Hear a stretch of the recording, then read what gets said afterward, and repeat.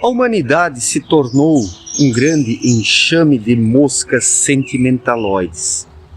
Algumas pessoas vão ouvir isso como uma ofensa, mas é um fato, os seres humanos viraram moscas sentimentaloides, que esvoaçam pelo céu, que vasculham no lixo das efemeridades, na decadência, na degradação.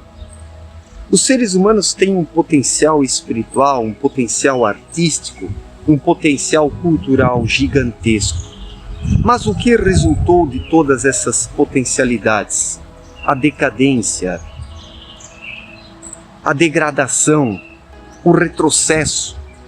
Hoje estamos aí no fundo do poço, como humanidade, onde as pessoas dotadas de um sentimentalismo falso se acham mais humanas do que os antepassados. Essas moscas sentimentaloides revirando no lixo, seguindo cartilhas ideológicas, acham que são melhores do que as gerações passadas. E o mais interessante é que os sentimentaloides julgam como brutos aqueles que não seguem suas cartilhas, suas recomendações, o seu politicamente correto. E é verdade, existem inúmeras pessoas brutas, brutalizadas nesse mundo. São os extremos. De um lado, os sentimentaloides, as moscas sentimentaloides, e do outro lado, seres embrutecidos. Existe um embate hoje entre sentimentaloides e brutos, embrutecidos. Só que os sentimentaloides, por mais humanos que se sintam, por mais humanos que se achem, são na verdade seres brutalizados também. Porque ali a vida espiritual mofou, a vida espiritual adormeceu, foi brutalizada por conceitos errados. Todo o sentimentalismo dos dias atuais é embrutecedor, porque todo esse sentimentalismo dos sentimentaloides apenas alimenta a raiva dos brutos, daqueles que foram brutalizados. Então são dois lados de uma mesma moeda. São os dois lados de uma mesma moeda, de uma humanidade desencaminhada, onde as pessoas perderam as referências. Os sentimentaloides são os moderninhos, aqueles que vão aderindo os novos conceitos, as novas tendências, as novas ideologias. Os brutos tentam se prender ainda a velhos conceitos, a padrões do passado. O que em si não é um mal, mas não basta apenas se prender àquilo que já foi. Não basta apenas recusar as novas tendências. É preciso, além de recusar as novas tendências, alcançar um estado equilibrado no seu foro íntimo, desenvolver a sua vida espiritual. Porque simplesmente ser um bruto que nega as tendências atuais também não confere ao ser humano vantagem alguma na perspectiva espiritual, porque surge disso um dogmatismo, uma dogmatização da vida e dos conceitos. Então, os embates ideológicos hoje, eles estão muito fundamentados nisso. De um lado os sentimentaloides, do outro lado os brutos. De um lado as moscas sentimentaloides revirando nos lixos ideológicos e do outro lado os brutos negando tudo isso, que realmente deve ser negado sim, porque todo esse lixo moderninho e modernizante não deve ser consumido e absorvido porque é tóxico, é mortífero. Mas, além de negar todas essas falsas inovações, porque são falsas inovações, não trazem inovação de fato, é apenas o mesmo lixo sentimentaloide que vai sendo requentado, que vai sendo reciclado, segundo tendências mais moderninhas. Então, além de negligenciar tudo isso, é preciso se desenvolver espiritualmente, não a partir de dogmas religiosos, não a partir de tendências cristalizadas ao longo do tempo. onde a religiosidade se torna apenas um instrumento de poder. Falo aqui de uma ação individual de cada um. Falo aqui de um desenvolvimento onde o ser humano chama para si próprio a responsabilidade maior da sua vida. E onde ele se torna o agente responsável por si mesmo, pela sua vida interior e pelo que faz. Assim o ser humano, ele consegue guardar, ele consegue conservar determinados conceitos, uma tradição, padrões culturais, padrões artísticos, mas tudo isso de forma fluida. Quando o ser humano apenas se apega ao passado com medo das inovações do presente, que as moscas sentimentaloides trazem, quando o ser humano apenas se apega aos conceitos do passado, sem fluidez interior, sem movimento interior, sem intuição, ele se torna um bruto em contradição às inovações sentimentaloides. O indivíduo se torna uma pessoa cristalizada, que apenas luta contra as inovações, mas não desenvolve o seu íntimo suficientemente, o que não permite, por sua vez, promover o salto qualitativo na vida do indivíduo. Então o ser humano deve sim ter dentro de si uma base fundamentada numa tradição, numa qualidade em relação aos tempos idos, que já passaram, mas deve ter, acima de tudo, um foco no presente, no momento atual, no agora, porque o tempo do espírito é o agora. O tempo do espírito não é o passado e o tempo do espírito não é o futuro. As moscas sentimentaloides moderninhas querem sempre excentricidades futuras.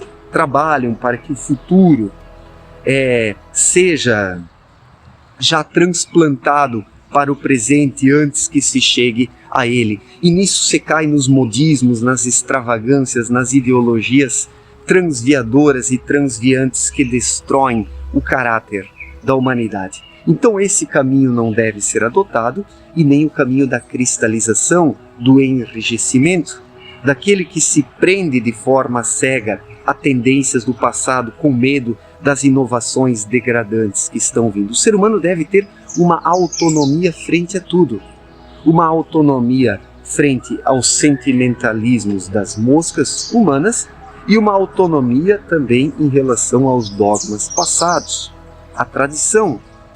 Precisamos sim de uma tradição, prestemos bastante atenção, precisamos sim de uma tradição, mas uma tradição viva, uma tradição que vá se atualizando a cada instante, no movimento, na lei do movimento, conforme explicou Abdrushim em sua obra Na Luz da Verdade.